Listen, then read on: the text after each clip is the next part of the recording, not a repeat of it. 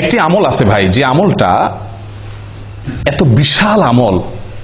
বিশাল আমল যে কয়েক মিনিটে আপনি হাজার হাজার বছরের রোজা রাখা, নফল সিয়াম পালন করা, হাজার বছর নফল সালাত পড়া, নফল নামাজ পড়া সওয়াব কয়েক মিনিট আপনি অর্জন করতে পারবেন। বলবো পদ্ধতিটা? সুবহানাল্লাহ।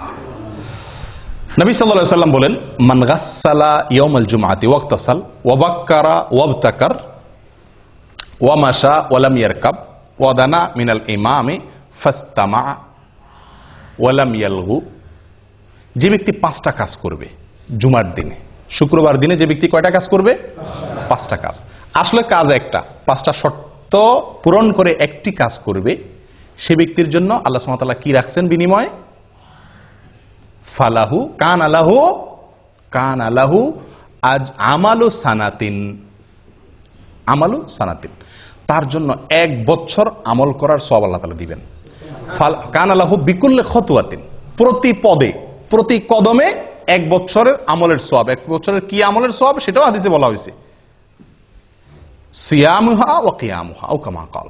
1 বছর নফল সিয়াম রাখলে, 1 বছর নফল নামাজ পড়লে যে সওয়াব হবে, 1 বছর 365টা নফল রোজা, 1 বছর তো 365 রাখাও যায় না, এই 1 বছরের নফল রোজা এবং 1 বছরের নফল নামাজের সওয়াব পাওয়া যাবে প্রতি কদমে। জুমার দিনে আপনার বাসা থেকে মসজিদে আসতে কত কদম দূরত্ব আছে সেটা আপনি যদি ধরেন 100 কদম দূরত্ব থাকে, এরকম তো আমাদের সবার এর বেশি থাকে, বরং 100 কদম দূরত্ব থাকে, আর 100 কদম হেঁটে আপনি মসজিদে আসছেন, 5 শর্ত পূরণ করে আপনি মসজিদে আসছেন 100 কদম পূরণ করে, তাহলে ওই জুমার দিনে ওই কয়েক মিনিট যে আপনি হেঁটে আসলেন, তার বিনিময়ে আপনি 100 কদমের বিনিময়ে কত বছরের নফল রোজা সওয়াব পাইলেন? 100 কদমের বিনিময়ে 100 বছর, 100 বছর নফল রোজা, 100 বছর নফল সালাতের সওয়াব পাইলেন ওই কয়েক মিনিটে। একটু চিন্তা করে দেখেন, 1 জুমা যদি এরকম হয়, 4 জুমা মাসে, 5 জুমা মাসে হয়, তাহলে আপনি 1000 বছরের আমলের সওয়াব তো শুধুমাত্র 1 মাসে আপনি কামাই করতে পারেন, এভাবে সারা জীবন। চিন্তা করে দেখেন কত বিপুল আমল করা সম্ভব এই একটি আমলের প্রতি লক্ষ্য করতে পারলে। আমলটা কি?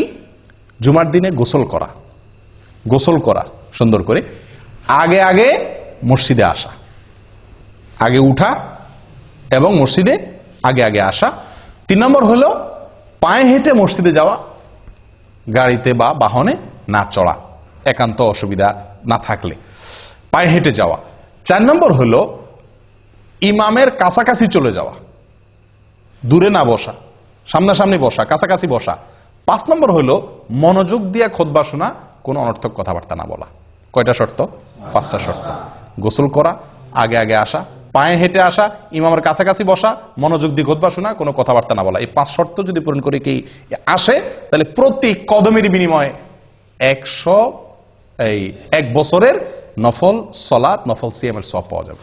প্রিয় ভাইরা, মুহাদ্দিসিন ইকরামরা বলেন, হাদিস বিশারদ অনেক উলামা ইকরাম বলেন, যত হাদিস আসছে সওয়াবের কথা, এটাতে এই সওয়াব, এটাতে অনেক হাদিস আসছে না, শত হাজার হাদিস বর্ণিত হয়েছে। এই হাজার হাদিসের ভিতরে একটি হাদিসে পাওয়া যায় না এত অতিরিক্ত বিপুল পরিমাণ সওয়াব সংগ্রহের সুযোগ আছে যেটা এই হাদিসের মধ্যে আছে। আমি কি বুঝাতে পারছি? কত বিশাল সুযোগ বলেন। আফসোসের বিষয়, শুক্রবারে আমাদের ডিউটি নাই, এই জন্য আমরা অনেকে ঘুম থেকে উঠি বরং আরো দেরিতে, ফজর ওই দিন বরং পড়াই হয় না মসজিদে অনেকের।